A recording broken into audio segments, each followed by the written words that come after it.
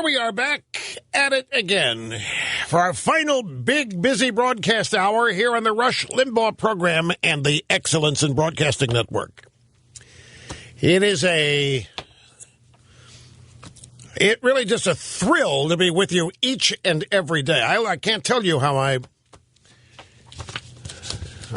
still look forward to it as much, if not more, than ever. You know, life is it's an amazing thing. And as a person gets older, it becomes more conflicting. Because, in my case, I've always wanted to be older because I thought I would be happier as I got older. And that has always been the case. When I was a teenager, I wanted to be in my 20s. In my 20s, I wanted to be in my 30s. And the reason was that older people seem to have more freedom. They seem to have greater ability to be self-reliant. They were obviously more successful. And I always wanted to be older than I was. When I was a kid, I always wanted to be an adult.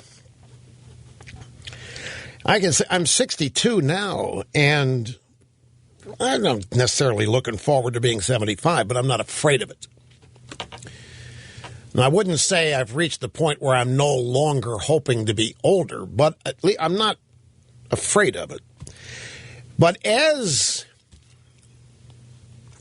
I've gotten older, I'll just speak for myself, and I assume it's like this for a lot of people. As I've gotten older and the aspects of life that I thought would improve have, there are also some things that happen that conflict with the happiness. And that is that as you get older, people that you knew and loved get sick, and some of them pass away and die. And that's not something that happens often when you're young, for most people, but it begins to happen with increasing regularity, it seems, as you get older. So on the one hand, for me, life has been better every year than it was the year before. But in the midst of all of that, there has been incredible sadness to have to balance along with it. And I should say this way for everybody. I'm not trying to say here that I'm experiencing things nobody else has. I certainly don't believe that. But this has been one of those years.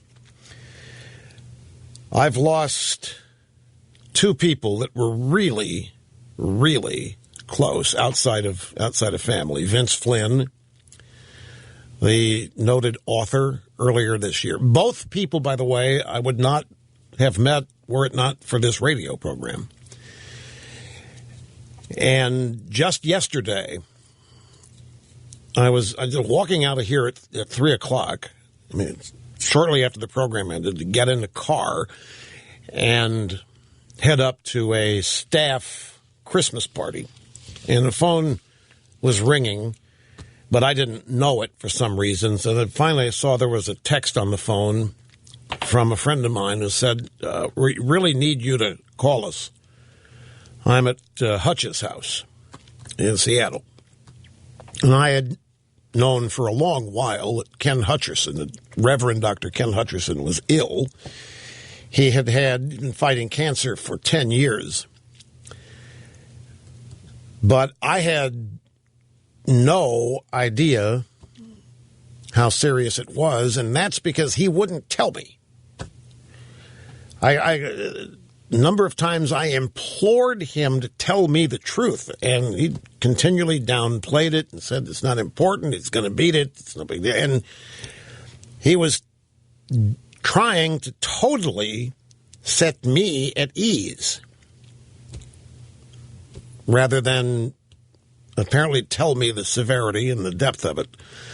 And because he had survived it for 10 years, and because he was treating everybody else the way he was treating me with it, it was not something that I didn't think it was an immediate crisis until one night this week. I got an email saying that they decided to stop chemo and move the Hutch into hospice. But even at that, there was no expectation that yesterday would be the day he would pass away. So I was finally able to return the phone call, and that was the news that I got yesterday afternoon. And I really was blindsided by it because I was just not aware that he was that sick. And don't make a big deal out of that. The point is, he didn't complain about it. It was not something that was at the forefront of his life. He didn't try to extract feelings from people by talking about it. He dealt with it very privately, very internally. And I remember I was on the phone yesterday afternoon it was Jim Zorn who called me and told me they were friends from way back that played together, Seattle Seahawks. And I was talking to Jim on the phone as I'm driving to the Christmas party. The Bluetooth in the car happened to be working well, so I was able to use the phone, miraculously almost. I've been able to understand every word he said. And I remember I was getting mad. Not at Zorn, I was just getting mad. I was thinking, what? I had no idea it was this bad. I really didn't. And I started to question whether or not I had paid enough attention to it or not. And I thought about it. I said, no, every time I brought it up with him, he swept it aside, would not let me talk about it, never once complained about it. It was not allowed to be discussed. And he was not afraid of it. It was not that. He was a man, folks. There was no complaining. There was no bleeding on people. There was none of that. He didn't want his relationship with anybody to be defined, even in what turned out to be the latter months of his life, by his illness. He was still writing and producing scripts for his TV show and for his work at the church, the Antioch Baptist Church in Seattle. And he was a man. He was a great man, actually, and so was Vince Flynn. And it's just the conflict with things doing well and every year being better than the year before, and then these moments of real sadness and loss. And I get very introspective when things like this happen. I start thinking, which is for me deeply about it. I don't know how deep it really is, but tell you a little bit about the Hutch. I met him quite by accident. Howard Slusher, who at one time in his life was a sports agent, and later in his life ended up working for Nike. He was at management in Nike. So had gone to some fundraiser where there was an auction, and one of the items was a fishing trip in Vancouver Island. And he was the high bidder and won the auction. And he was able to bring 3 other people. It was a trip for 4 people. So he invited a close friend of his, Paul Westphal, former player for the Celtics and the coach of the Phoenix Suns and the Pepperdine, the Sacramento Kings, and this guy, Ken Hutcherson. And Westphal said, oh, yeah, you're going to love Hutcherson. He used to play for the Cowboys. He's a linebacker, and the Seahawks and the San Diego Chargers, and he's got a church now in Seattle, the Antioch Baptist Church. And I said, okay, cool. So we convene at this place in Vancouver Island. It's a salmon fishing trip, and I've never done anything like this, but I said, well, it's a 3 or 4 day thing, and we had our own cabin. And if whatever salmon we catch, we'd bring it back at the end of the day, and the people that run the place would cook it up, and we would eat it, and it'd be just a guy fishing trip. And that's where I met the Hutch. And being the rabid at the time football fan I just peppered him with every question I could think of about Dallas Cowboys and Tom Landry and his experience with the game, and I learned quite a lot about him. He's from Anniston, Alabama, and he grew up during really bad racial strife. He came from pretty poor background, and he grew up angry.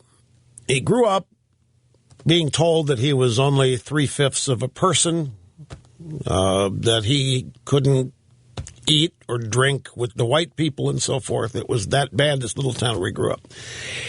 And I don't know if he would want me to say this, but one of the reasons that football was attractive to him was it was a legal way to hit white people.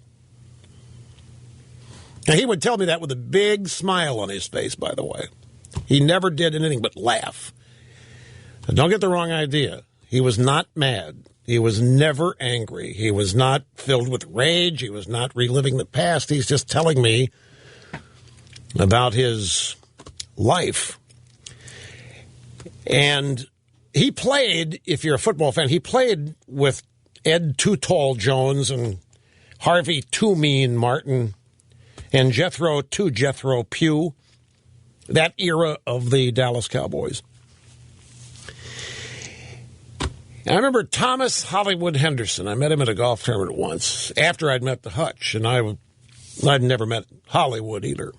And I said, I met somebody you might know, Ken Hutcherson. He looked at me. Hollywood Henderson looked at me. He said, Tom Landry, on the day the Cowboys traded Hutcherson, Tom Landry said if he could have had a team filled with Ken Hutchersons, that the Cowboys would have never lost. But the vagaries of the NFL were such that they had to trade the Hutch and so forth. Anyway, after his playing days, he made it official and started his church. And he was the minister who married Catherine and me on our wedding 3 years ago. And he was sick even then. He arrived and he was in and out of a walker. And so forth. It was obvious he was sick. But again, he never allowed that to be anywhere near the focus of anybody's attention where he was involved. And as such, I think a lot of people were not really aware how bad his cancer was, and that was by his choice.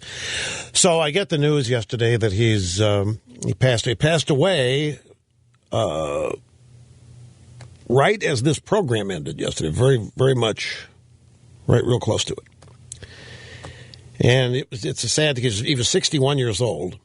He had become very active in trying to revive and save the American culture through his work as a minister and as a human being. He made the trek to Washington every year for the Values Voters Coalition and so forth. He'd become a leader in the state of Washington, coming up with petition campaigns to try to influence votes in the state legislature there. And he was constantly offering assistance. And, of course, you people have heard him on this program talking a couple of times on issues such as that. But he was a regular here during the playoffs of the NFL season, during the Super Bowl, offering his expertise as a player and trying to help us understand, who might win or what teams were involved going through it. But he was a devout Christian. He was a devout practicing Christian, and as such, I don't think that he feared death because of that. But he's gone now, and it's a great, great loss for his congregation and his family because he's a unique individual, and nobody can be replaced when they're gone, but he's created an especially huge void for a lot of people because he was a counselor to people in trouble, no matter what the problem was. He was one of these people that Whatever your problem, he had the correct advice for you, and he was tough about it. He didn't baby anybody that was off the rails. He didn't hold their hands and commiserate. He told them what they had to do, and then told them they could do it. He didn't baby anybody. He had not been babied at any point in his life. And it's a sad thing, but I remember when Bum Phillips died this year, the old coach of the Houston Oilers, and his son Wade said something that stuck with me. In announcing his father's death, he said, Bum is gone to heaven. Not has. Bum is gone to heaven. He's still alive. He's not has. He is gone to heaven. Bum was devout Christian as well. And that was the Hutch. The Hutch is gone to heaven now. Called home. And everybody that knew him will never be able to replace him. There isn't anybody who could replace what he was to people in their lives. Feel kind of helpless because of that. You want to be able to help kids, family, you do what you can, but nobody can replace him. And it's a testament, but it's also a indication of the nature of the scope of the loss to people who loved him and were in his immediate family. He had some of the funniest stories about the NFL, about the people he played with, about the coaches, about the owners. I loved him. I had more fun hanging around this. He showed up here. I'll never forget. He showed up here one summer. He had the family in tow, and they were going to Disneyland and so forth. And he came in, and he would always taunt me with this black-white stuff. He'd always hug Snurdly, say, what does it look like, man? Two brothers hugging each other. And what does it look like? He was constantly taunting me. I said, Hutch, I want to give you a gift. I've got a jersey that the Pittsburgh Steelers gave me. Way back in the early 90s, and I want to give it. He said, fine, will you autograph it? And I said, sure. I signed the jersey, and I thought, this guy played the NFL. What's he care for the jersey for? He loved it. He loved it. Never played for the Steelers, but I figured he's got jerseys out the wazoo from the time he played. Anyway, Ken Hutcherson is going to be terribly missed by a lot of people, and I would be remiss if I didn't share with you some of the brief memories today. I've got to take a time out here, folks, but we will be back and continue after this. Don't go away.